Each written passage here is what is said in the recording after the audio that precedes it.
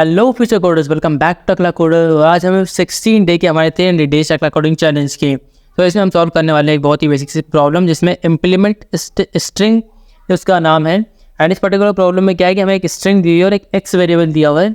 String के अंदर हमारी टोटल स्ट्रिंग दी हुई है और एक्स के अंदर हमारे पास एक सब स्ट्रिंग दी हुई है। ठीक है, हमें ये चेक करना है कि जो स्ट्रिंग दी हुई सब स्ट्रिंग दी हुई है वो मेन स्ट्रिंग के अंदर फाइंड आउट होती है या नहीं। और उसके अंदर मिल जाती है तो क्या करना है, उसका स्टार्टिंग पॉइंटर का जो पता जो जहाँ से स्टार्ट हो रही है उसका एड्रेस दे देना, हमको रिटर्न कर देना है। और नहीं मिलती तो -1 रिटर्न कर देना है। तो चलते हैं हम हमारे गूगल पर एंड सॉल्व करते हैं इस पर्टिकुलर प्रॉब्लम को।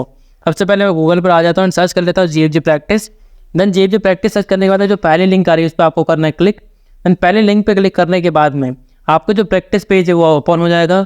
देन आपको क्या करना है, हमारे जो लेफ्ट साइड बॉटम में आना है, डिफिकल्टी लेवल को पहले बेसिक सेट कर लेना। ठीक है, क्योंकि ये बेसिक प्रॉब्लम है, इसको सॉल्व करने के लिए हमें बेसिक सेट करना होगा।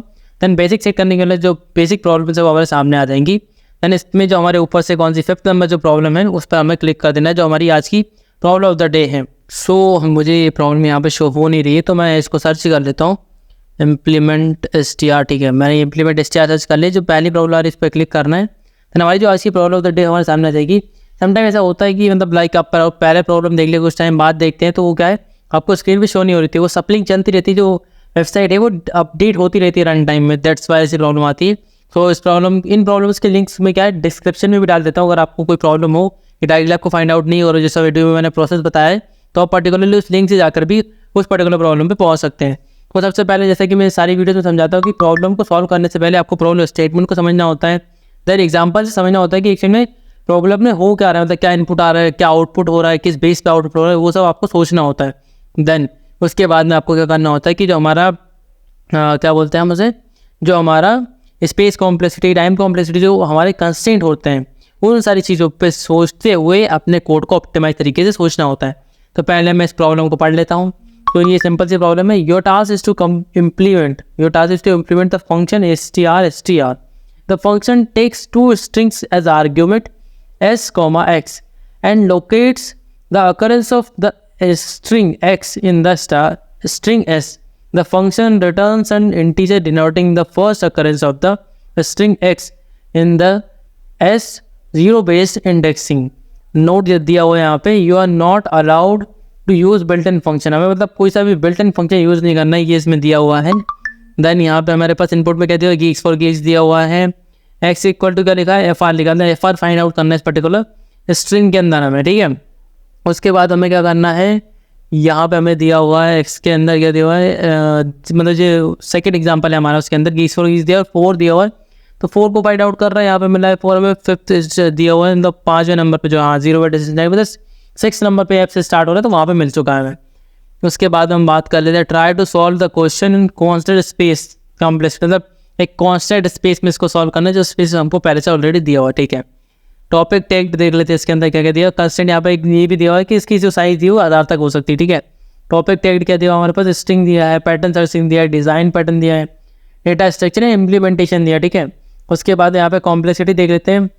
इसकी जो स्पेस कॉम्प्लेक्सिटी वो ऑर्डर ऑफ n² हो सकती है, एन एक्सिलरी स्पेस कर सकता है, ऑर्डर ऑफ 1 हो सकता है। ठीक है, तो अब इस पर्टिकुलर प्रॉब्लम को सॉल्व करने का ट्राई करते हैं। पहले तो मैं इसको इनबिल्ट फंक्शन से ट्राई कर लेता हूँ कि इनबिल्ट फंक्शन से कैसे सॉल्व कर सकते हैं, वो आपको समझा देता हूँ।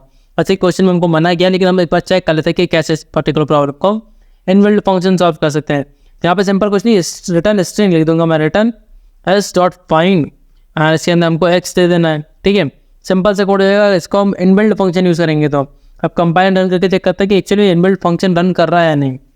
रेडी फॉर एवोल्यूशन के लिए हमारा कोड आप देख सकते हैं कि FR जिसका एक्चुअल आउटपुट क्या था हमारे पास -1, वो -1 ही आया है। अब सबमिट करके चेक कर लेते हैं कि ये पर्टिकुलर कोड हमारा जितने भी सिंपल टेस्ट केस है उन पर रन कर रहा है या नहीं। मतलब हमको मना किया है कि हमको बिल्ट इन फंक्शन यूज़ नहीं करना है, बट हम चेक कर लेते हैं कि actually built in function use कर कैसे सकते हैं। तो मैंने आपको ये चेक करके बता दिया। टाइम कॉम्प्लेक्सिटी का इशू ना आ जाए, देखते हैं हम टेस्ट केसेस पास हो रहे हैं। तो आप देख सकते हैं कि 100% जितने भी टेस्ट केस थे 100% सारे टेस्ट केस पास हो चुके हैं। टोटल 1115 टेस्ट केस थे। अब बात करते हैं कि आप इसको विदाउट मतलब कैसे यूज़ कर सकते हैं, मतलब अगर आपको ये फंक्शन यूज़ नहीं करना तो कैसे इसको यूज़ कर सकते हैं। ठीक है, तो मैं आपको अभी इस पर्टिकुलर वीडियो में सिर्फ हिंट देने वाला हूँ कि आप इस पर्टिकुलर प्रॉब्लम को कैसे सॉल्व कर सकते हैं। अगर आपसे प्रॉब्लम सॉल्व नहीं होती तो आप डेफिनेटली कमेंट्स कर सकते हैं। मैं डेफिनेटली इसका जो कोड है वो आपको शेयर करूँगा और मैं आपके लिए वीडियो डेडिकेटेड बना दूंगा कि कैसे आप इस पर्टिकुलर प्रॉब्लम को सॉल्व कर सकते हैं। तो आपको करना क्या है, आपको कुछ नहीं करना है, जो ये स्ट्रिंग एस है, ठीक है, पहला लूप चलाना है, एस पर चलाना है। ये पहला पॉइंटर हो जाएगा, मान लेते हैं कि आई पॉइंटर है, ठीक है, वो एस की कोई वैल्यू पे पर्टिकुलरली वैल्यू पे है हमारा, और जो हमारा एक्स है उसको हम क्या करेंगे, उस पर्टिकुलर वैल्यू से लेके तो एस की जो लेंथ है उतना आगे तक लेके जाएंगे और चेक करेंगे हर एक एलिमेंट मैच कर रहा है या नहीं। हर एक एलिमेंट मैच कर जाता है तो आप सिंपली क्या कर देंगे, रिटर्न कर देंगे उस पर्टिकुलर स्टार्टिंग पॉइंटर जो हमारा आई है वो रिटर्न कर देंगे, इस इंडेक्स से हमारा जो एक्स है वो मिल रहा है, ठीक है। ऐसे करके आप ट्राई कर सकते हैं। अगर अभी आपको बता दूं कि अगर आपसे वो प्रॉब्लम सॉल्व नहीं होती तो आप डेफिनेटली कमेंट्स कर सकते हैं, मैं उसका सोल्यूशन आपको प्रोवाइड करूँगा। Thank you so much for this particular video. We will meet in the next video and solve the 16-day problem of 300 days Tekla coding challenge. Thank you so much.